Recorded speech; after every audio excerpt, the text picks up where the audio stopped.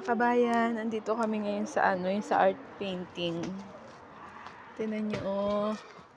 Ang yabong ng kanyang mga grapes. They're too high and they're still not done.